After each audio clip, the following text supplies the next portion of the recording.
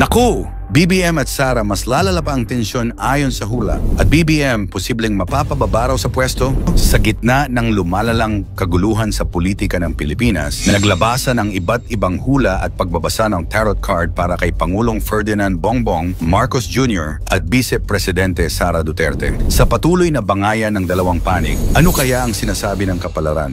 Mga hula ba itong nagkatotoo na o mangyayari pa lamang? Yan ang ating aalamin.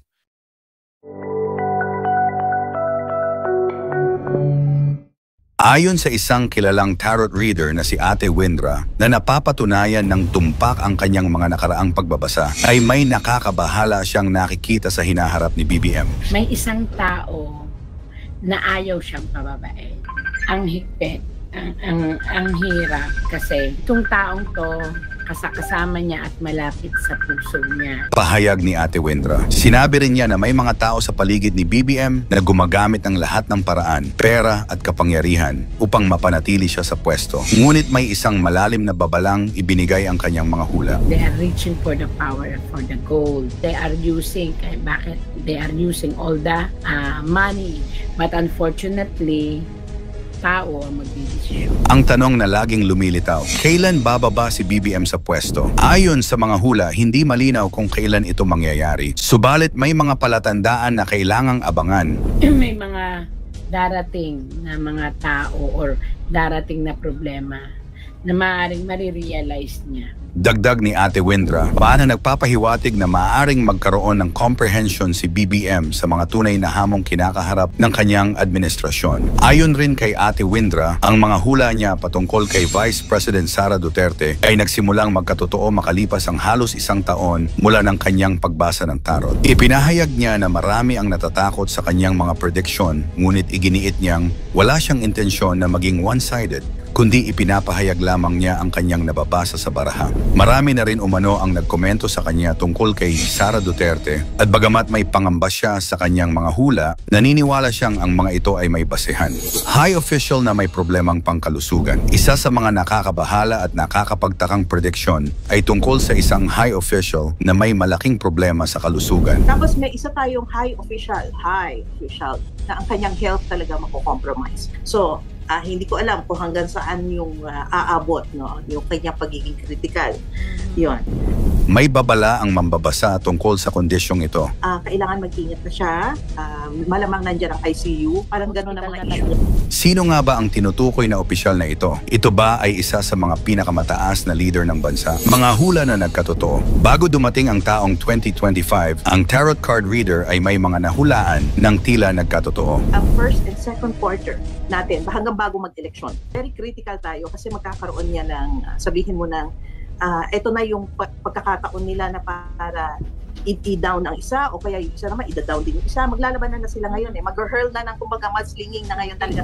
Idinagdag pa na magiging isang special election period ito kung saan magiging paramihan ng kakampi at numbers game sa mga halalan. Matatandaan ang pag-aresto kay dating Pangulong Rodrigo Duterte ng International Criminal Court, ICC, isang hakbang na itinanggi ng administrasyon ni Pangulong Marcos na sila ang may pakana. Sa kabila ng kanilang pagtanggi, marami ang naniniwala na bahagi ito ng mas malawakang hakbang upang pabagsakin ang isang kampo habang pinalalakas naman ang isa. Ang pangyayaring ito ay tila nagkatotoo sa hula na bago ang eleksyon sa 2025, magkakaroon ng matinding banggaan kung saan may isang ida-down habang ang isa naman ay ida-drag sa kontrobersya. Ngayon, sa tinatawag niyang special election period, kitang-kita na nagiging paramihan ng kakampi ang laban. Ang mga dating magkaalyado, nagkakawatak-watak. Ang mga dating magkakalaban, biglang nagkakaisa para lamang mapanatili ang kapangyarihan. Habang papalapit ang halalan, mas lalong umiinit ang sitwasyon. Ang tanong, sino ang tuluyang babagsak at sino ang uusad sa gitna ng kaguluhang ito? Sa gitna ng lahat ng mga hula at pagbabasa, may isang bagay na higit sa lahat ang hinahanap ng mga mamamayan. Pagkakaisa. Ang pagkakaisa talaga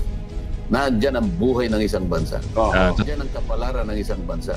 Ito ang dahilan kung bakit maraming mamamayan ang naghihintay sa sinasabing malaking peaceful rally sa 2025. Sa kabila ng mga kumakalat na balita na fake umano ang imbitasyon sa rally, patuloy na umaasa ang mga mamamayan na magkakaroon ng pagkakataon na mapakinggan ang kanilang boses. Mga anomalya sa lower house. Hindi lang ang kapalarang pampolitika ng dalawang leader ang nahulaan. May nangyayari rin sa lower house na nahulaan niyang muli. Marami pang anomalies ma-unearth sa ating lower house. Bago. Hindi pa ito lumalabas.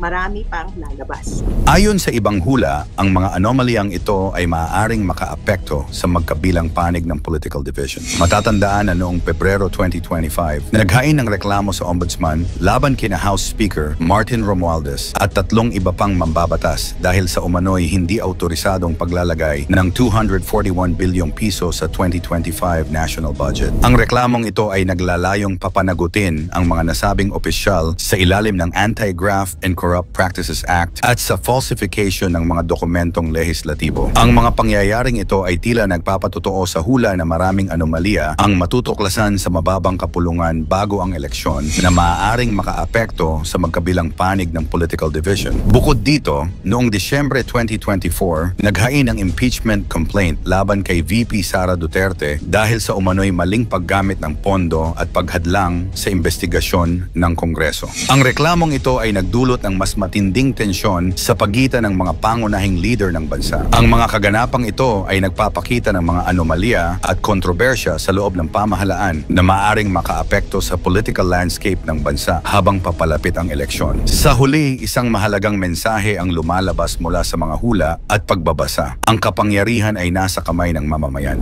Yung mga tao na naglagay sa iyo sa kapangyarihan ay merong katutubong kapangyarihan at karapatan na tanggalin ka sapagkat sila ang naglagay kung hindi mo na matutugunan ang kanilang mga pangangailangan. Kailangang tandaan ng mga nasa pwesto na ang tunay na lakas ay nakasalalay sa tiwala at suporta ng taumbayan. Bagamat maraming hula ang tila nagkatotoo, dapat nating tandaan na ang hula ay walang siyentipikong batayan. Ang mga ito ay nakasalalay lamang sa interpretasyon at paniniwala ng mga tao. Ginagawa ito para sa entertainment at hindi dapat gawing basehan ng mahahalagang desisyon o ng pag-unawa sa mga pangyayari sa bansa. Ang mga political na issue ay dapat suriin batay sa mga katotohanan at datos, hindi sa mga hula ng tarot reader. Ang demokratikong proseso ng pagboto at pagpapahayag ng saloobin ang tamang paraan upang ipakita ang ating paninindigan, hindi ang pagtitiwala sa mga hula at prediksyon. Sa darating pang mga taon, maraming hamon ang haharapin ng ating bansa. Dapat tayong maging mapanuri sa mga balitang ating naririnig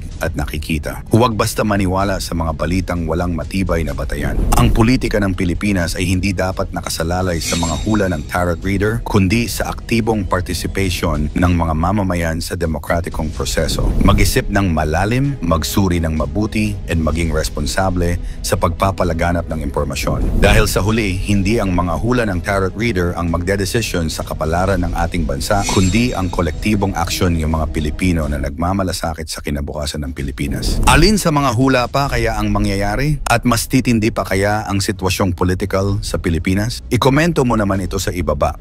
Huwag kalimutang i-like at i-share. Maraming salamat at God bless.